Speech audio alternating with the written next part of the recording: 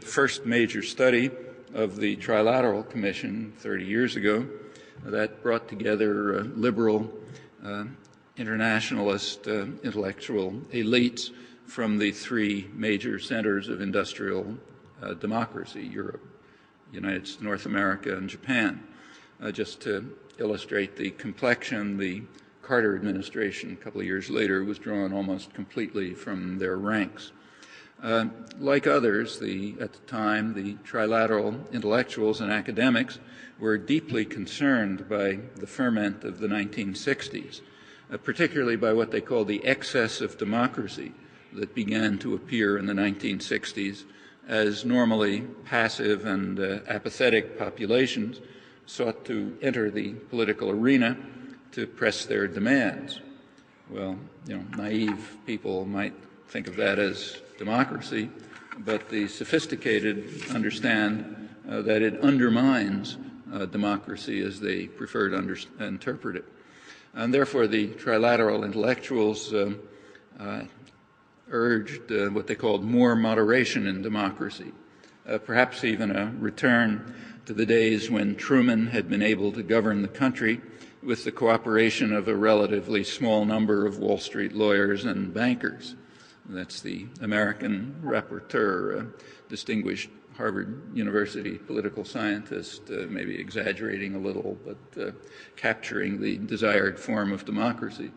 To reverse the excess of democracy, they advised, it will be necessary to overcome the failures of the institutions responsible for the indoctrination of the young. Their phrase, not mine.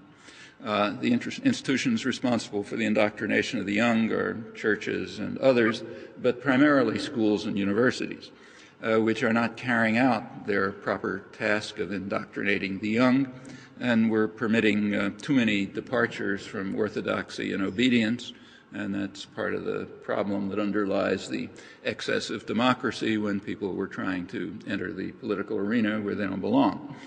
The trilateral intellectuals and academics, and remember this is kind of the liberal internationalist end, not the harsh reactionary end of the spectrum, they were drawing from a distinguished tradition of liberal thought, not from its early origins, but as it developed in the 20th century. In particular, they were drawing from Wilsonian progressivism. Woodrow Wilson's own view was that an elite of gentlemen with elevated ideals should govern in order to sustain stability and righteousness. That principle actually goes back to the origins of the U.S. constitutional order. It was discussed most lucidly by the main framer of the Constitution, James Madison, who's a very significant figure in intellectual history and political history. This was not in the Federalist Papers, which people read, but you should remember that these were propaganda documents. They don't really tell you what they were intended to convince a reluctant public to accept the constitutional system, so you have to treat them with a little caution.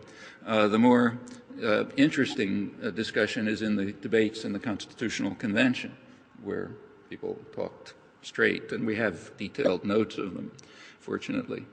As far as I'm aware, they haven't been published since about 1830, but they do exist in a proper research library.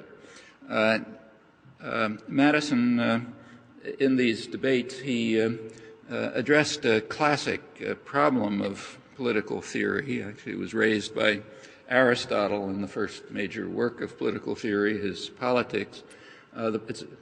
Aristotle posed a problem.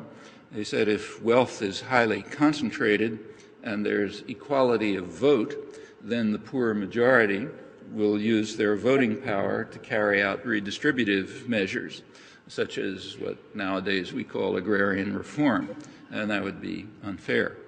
Aristotle's solution to this was to try to reduce inequality by what we would nowadays call social democratic measures, which he described in some detail. So to try to reduce inequality and then allow democracy to flourish. Madison described the same problem, but he advised the opposite, reduce democracy and maintain inequality. So power, he argued, must be reserved to what he called the wealth of the nation, the more capable set of men who recognize that it's the responsibility of government to protect the minority of the opulent against the majority. The rest should be somehow marginalized and fragmented in various ways that he described, and which have been developed in very interesting ways over time.